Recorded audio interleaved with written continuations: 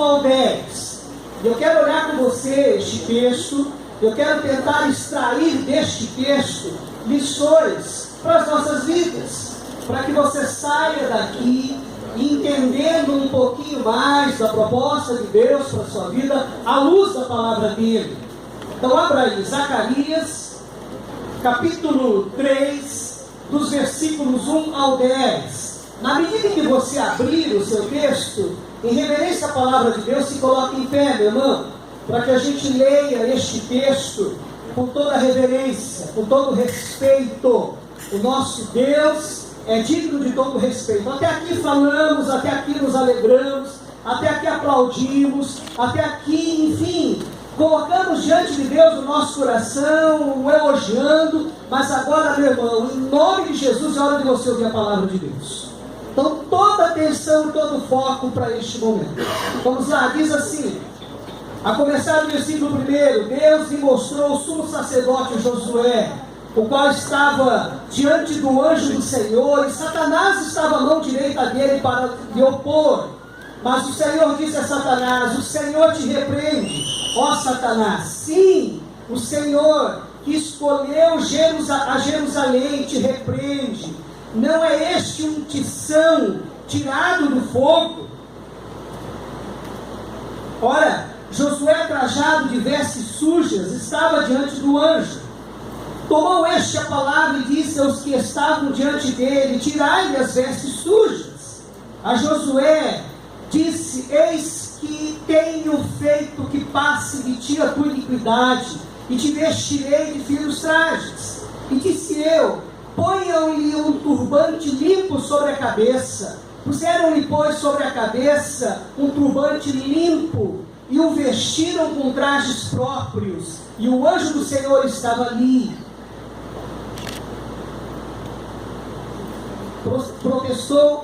Protestou a Josué e disse, assim diz o Senhor dos Exércitos, se andares nos meus caminhos e observares os meus preceitos, também tu julgarás a minha casa e guardarás os meus atos, e te darei livre acesso entre estes aqui que se encontram. Ouve, pois, Josué, sumo sacerdote, tu e os teus companheiros que se assentam diante de ti, porque são homens que pressagiam, eis que eu farei vir o meu servo, o renovo. Porque eis aqui a pedra que pus diante de Josué, sobre essa pedra única estão 7 olhos. Eis que eu lavrarei a sua escultura, diz o Senhor dos Exércitos, e tirarei a iniquidade desta terra num só dia. Aquele dia, diz o Senhor dos Exércitos, cada um de vós convidará o seu próximo para debaixo da vide, para debaixo da figueira. Olhe comigo mais uma vez, Pai. Tua palavra acabou de ser lida e a gente precisa agora entender. Em nome de Jesus, cala o nosso coração. Amém. Sentados.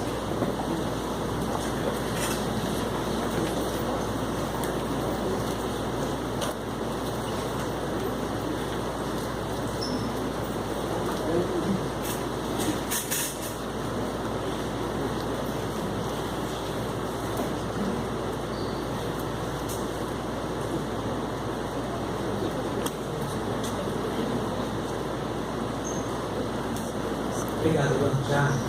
Você quer dar uma olhadinha? Demorou. Queridos, olha lá. O que me chama a atenção nesse texto? Obrigado, meu irmão.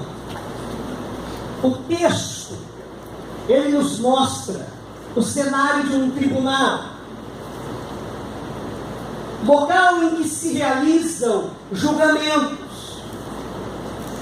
É lugar de julgamento, onde vemos um réu representado por Josué, o sacerdote maltrapilho, o sacerdote que veste trajes sujos, vestes sujas. Vemos aí também o acusador, que é Satanás, aquele que acusa alguém, que recrimina alguém. Este é o papel de Satanás. E vemos também neste tribunal o defensor, que defende a vítima e que é o anjo. Meus irmãos, esta é a figura que representa uma realidade na vida espiritual de cada um de nós. Isso aqui não diz respeito apenas à existência de Josué, mas diz respeito à minha, à sua, a de todos nós. Nós temos um inimigo que nos acusa diante de Deus dia e noite. É este o papel dele. A arma dele é a acusação. E nós precisamos tomar cuidado, porque às vezes nós fazemos o papel do diabo. Nós nos colocamos a serviço do diabo. Quando nós começamos ou passamos a acusar alguém, a recriminar alguém.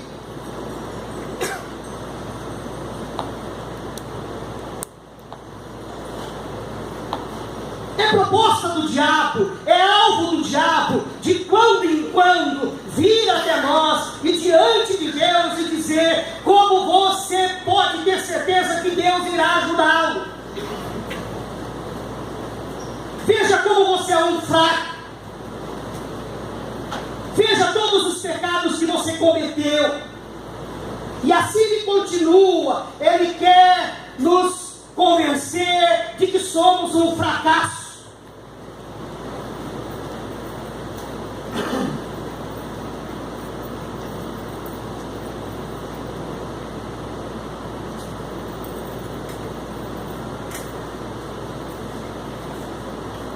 Por que digo isso? Porque eu acabei de dizer que a gente está aqui, essa figura representa uma realidade espiritual na vida de cada um de nós.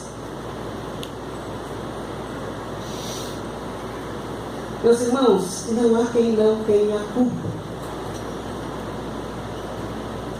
Não há quem não tenha fracassado. Não há entre nós quem tenha deixado de desejar, tenha deixado a desejar, melhor dizendo. Todos têm culpa. Todos praticaram delito. Segundo as Escrituras, não há um justo sequer. Se nós olharmos para Paulo escrevendo a Roma, a igreja de Roma, ele vai dizer que todos nós pecamos, que eu e você nascemos em pecado.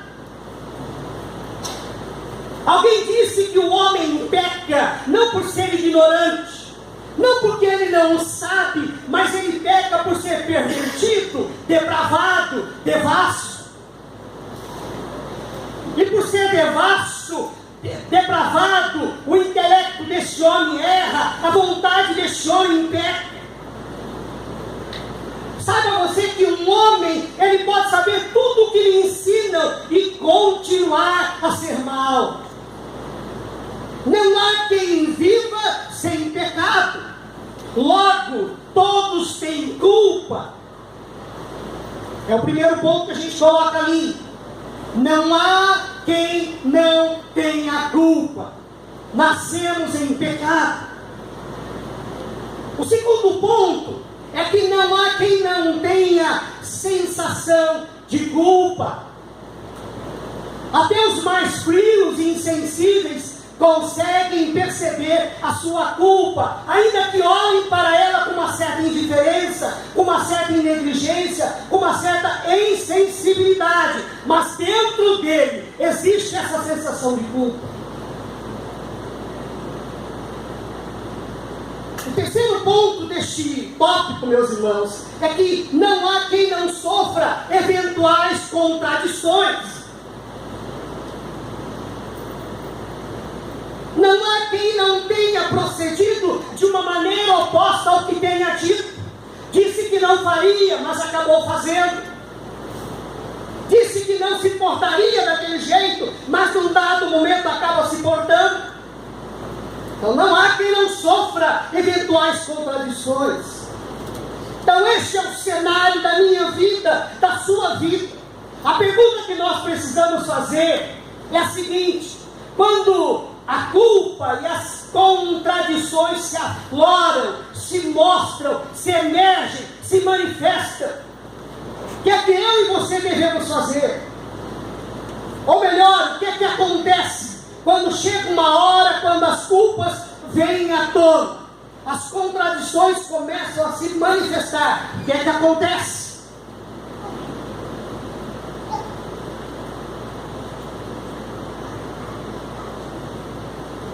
Em primeiro lugar, meus irmãos, nos vemos sob a força esmagadora do sentimento, da sensação de juízo. É o que está acontecendo aqui com Josué. Se você olhar para o texto que nós lemos, os primeiros 2 versículos, traz essa ideia para a gente. Porque o sacerdote Josué está ali, em frente do anjo de Deus, trajado com vestes sujas. Satanás está à direita dele, pronto para acusá-lo. Imagine a sensação de juízo que toma conta do coração de Josué. E aí a gente coloca ali, querido, preste atenção. A culpa é um algoz impiedoso. Ela age como um carrasco. Ela é desumana, ela é cruel, ela é torturosa. Ela traz para dentro da gente esse sentimento de julgamento. Aquela espera do sentenciamento de condenação.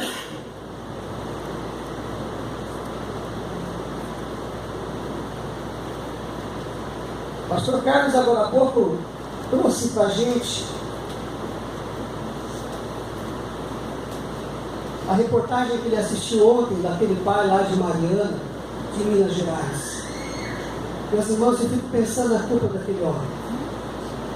Eu fico pensando nesse algoz impiedoso, desumano, cruel, torturador, dentro daquele pai. Culpa.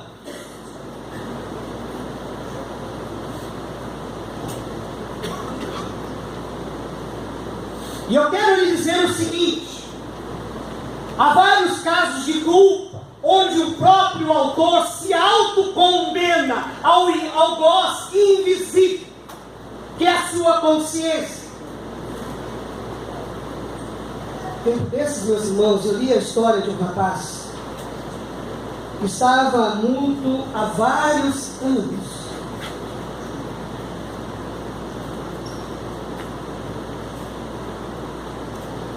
E por quê?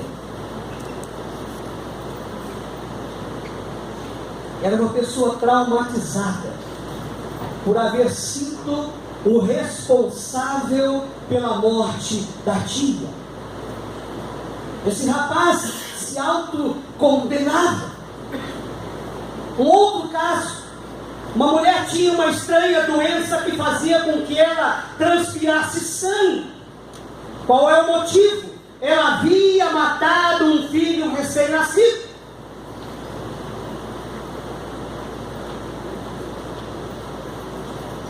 Meus irmãos, grave uma coisa aí para você. Coloque uma coisa dentro do seu coração, se é que você não sabe. A culpa, ela pode produzir doenças, neuroses, loucuras. Esse sentimento moral de angústia, este tormento, ele pode tornar-se tão intenso a ponto de conduzir a pessoa ao próprio suicídio. A pessoa se mata. Por conta da culpa, ela acaba pondo fim à própria vida.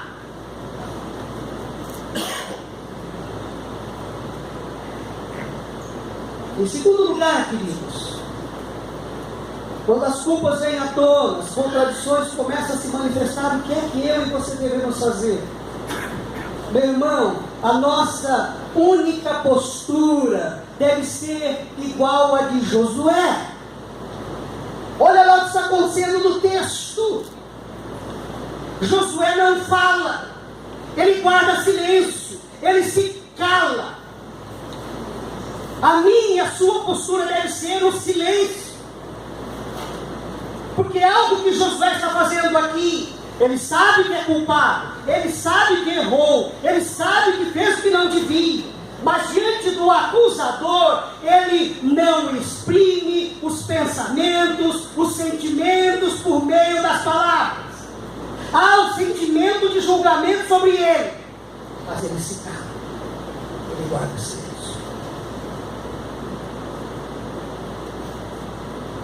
Amado, não há o que falar diante da culpa.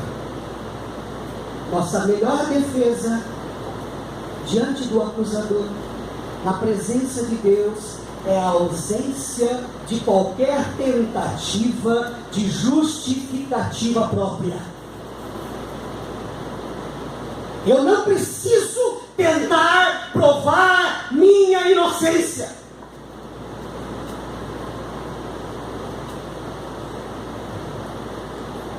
Porque eu sou o culpado diante do acusador. Você é o culpado diante do acusador. O único recurso de que o culpado pode dispor diante do acusador, diante do diabo, é a confiança na graça de Deus.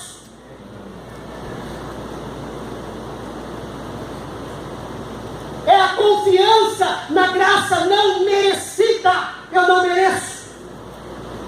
Recebida por meio de Jesus Cristo, que nos comprou, nos ensinou.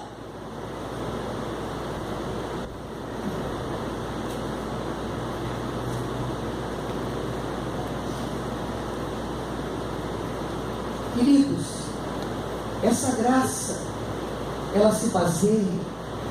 Porque veja, se eu devo confiar na graça de Deus, onde que essa graça se baseia? Olhando aí para o versículo 2, meu irmão, e isso encanta o meu coração. Essa graça se baseia na livre escolha de Deus. Ele me escolheu, apesar de ser quem eu sou. Ele te escolheu, apesar de você ser quem é. Olha o que diz aí, escolhi. Eu não sei se você sabe, mas Deus é totalmente livre para escolher, selecionar, preferir a mim, a você, porque ninguém e nada poderão impedi-lo ou fazê-lo parar.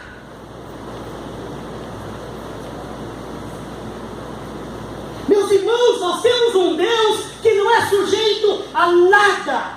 Ele não depende de outro. Ele é solto e pode escolher a quem bem entender. E Ele nos escolheu. Louvado seja Deus por isso. Amém.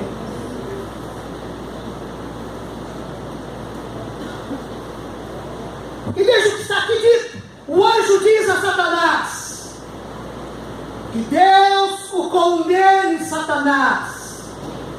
Que Deus que escolheu Jerusalém o condene. Ele nos escolheu. Em segundo lugar, meus irmãos, essa graça se baseia no investimento que Deus já fez.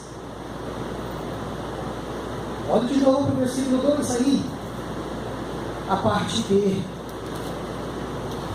Ele diz assim: olha, este homem não parece um tição tirado do fogo. O que é um tição de fogo, meus irmãos? É como um pedaço de lenha, é carvão em brasa, tirado do fogo. A graça de Deus se baseia neste investimento. Ele nos tirou do fogo.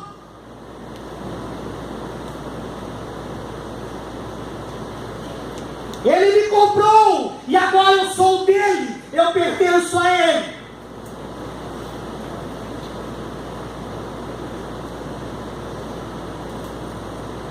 Em terceiro lugar, meu irmão, essa graça ela se baseia na obra consumada de Jesus em nosso favor.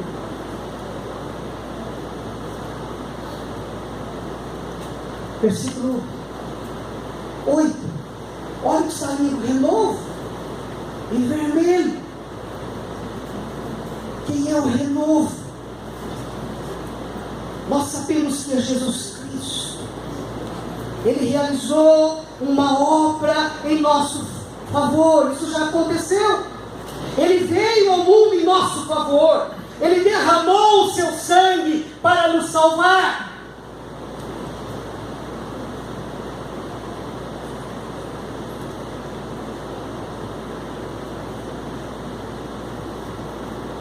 Essa graça também se baseia na obra da purificação. Versículo 4.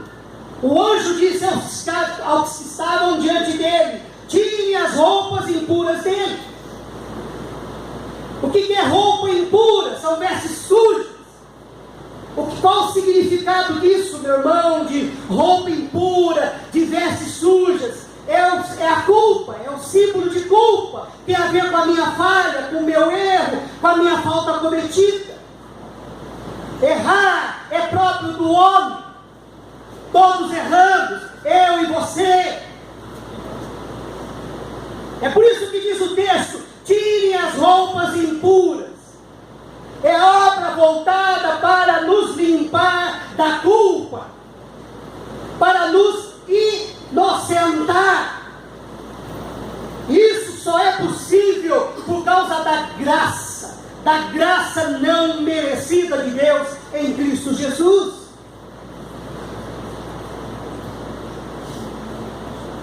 Essa obra também se baseia na justificação, meus irmãos. Foi o que aconteceu lá na cruz, em nosso favor. Lá nós fomos justificados, lá nós fomos desculpados. É como se Deus dissesse a mim e a você: passe de ti a tua iniquidade.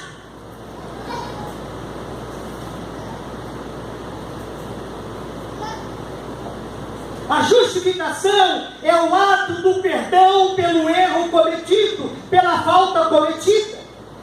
A justificação traz para a gente a isenção da condenação. Ela nos exime, nos isenta, nos livra da condenação, da sentença condenatória. Mas essa graça também se baseia na obra da restauração. Olha o que diz aí o versículo 4: te vestirei de finos trajes. Meu amado, a esperança para o pecador contaminado, corrompido, pervertido, é vestir-se da justiça do Senhor. É o que diz Romanos capítulo 13, versículo 14. Revistam-se do Senhor Jesus Cristo. E não fique premeditando como satisfazer os desejos da vossa carne.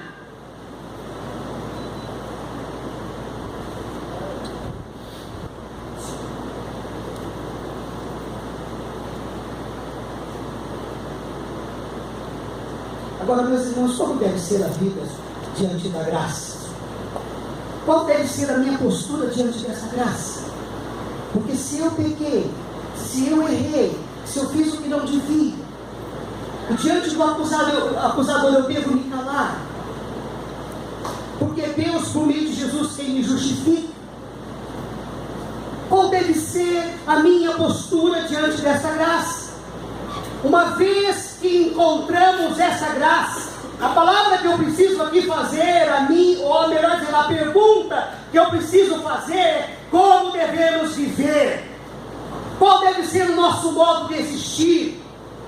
Em primeiro lugar, querido, este texto nos responde: nós devemos viver diante da graça mediante a obediência a Deus, que nos abre portas na terra e no céu. É o que diz aí o versículo 7. O que eu estou querendo dizer aqui para você, meu irmão? A salvação é de graça. Ela não lhe custa nada. Ela não lhe custa nada a você. Mas preste atenção: as bênçãos que o Senhor tem para cada um de nós dependem da nossa obediência. se eu não obedecê-lo, a bênção não virá. Quando eu cumpro a vontade do meu Pai que está no céu, quando eu obedeço os seus preceitos, os seus princípios revelados na palavra, portas se abrem aqui na terra e lá no céu.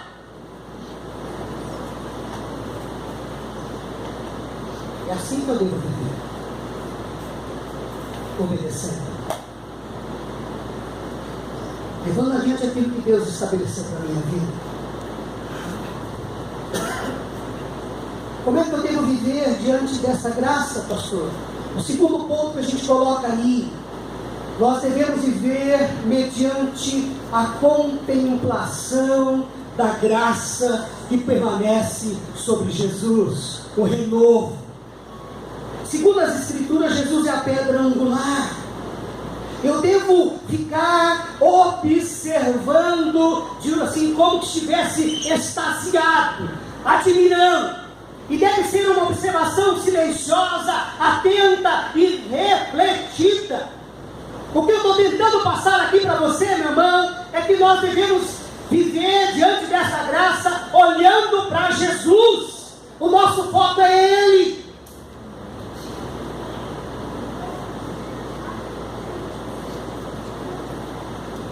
Eu tenho que todos os dias me lembrar o que Ele fez por mim lá na cruz do Calvário. Eu tenho que todos os dias me lembrar que ao terceiro dia Ele ressuscitou e foi para a glória. E disse que estaria me preparando o lugar. Eu tenho que estar pensando em Jesus, olhando para Jesus, tendo como objetivo primordial da minha vida, olhar para Ele, focá-lo sempre.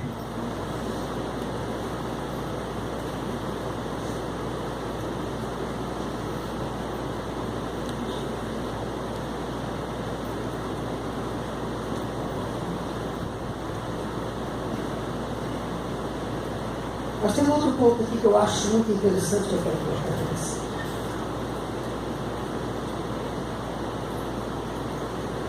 Porque a gente acabou de dizer que a minha vida diante da graça, ela deve ser mediante obediência. Eu preciso obedecer. Acabamos de dizer que essa vida diante da graça, ela precisa ser vivida por meio da contemplação da graça que permanece sobre Jesus. Eu tenho que olhar para Jesus todos os dias da minha vida. Mas há um outro ponto que eu coloquei ali, que eu acho muito importante, e que a Bíblia, esse texto, nos dá base para afirmar isso. Meu irmão, você deve viver diante da graça, tendo a consciência de que reconciliação com Deus significa também reconciliação com o próximo. E eu digo isso porque às vezes eu tenho a impreensão, e isso me deixa triste, que há gente nossa aqui que não se fala. Há gente aqui de Deus que não mal troca os olhares, mal se fala, a mágoa, a tristeza, a machucadura. Se eu me reconciliei com Deus, eu tenho que me reconciliar com meu irmão. Se não há nada mais entre eu e Deus, não pode haver mais nada entre eu e meu irmão. Se eu estou em paz com Deus, eu tenho que estar em paz com meu irmão. Ainda que ele seja diferente de mim, ainda que ele não me agrade, ainda que ele faça as coisas que me entristeçam, mas ele é meu irmão. E se eu fui escolhido, ele também foi escolhido. E eu preciso viver em paz.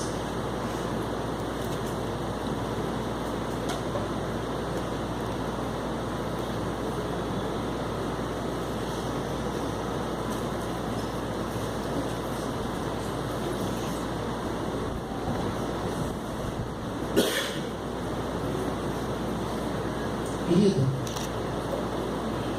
eu sou Josué, você também. Nossas culpas e contradições estão diante de nós. E constantemente o diabo nos acusa. Porém, nossa posição não é a de argumentar, mas esperar na graça de Deus, sabendo que essa graça nos conduz à obediência, sabendo que essa graça nos leva a manter o nosso foco na vida do nosso Senhor Jesus Cristo, e tendo uma atitude de reconciliação com o nosso próximo, com o nosso irmão.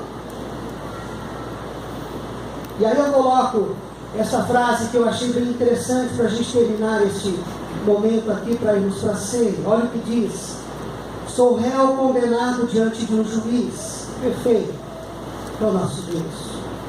Ouço a voz da implacável promotoria, estremeço de pavor e de culpa.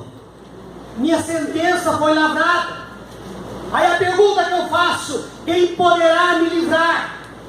E quando tudo parece perdido e a pena máxima é decretada, o próprio juiz oferece seu filho para cumprir a pena em meu lugar.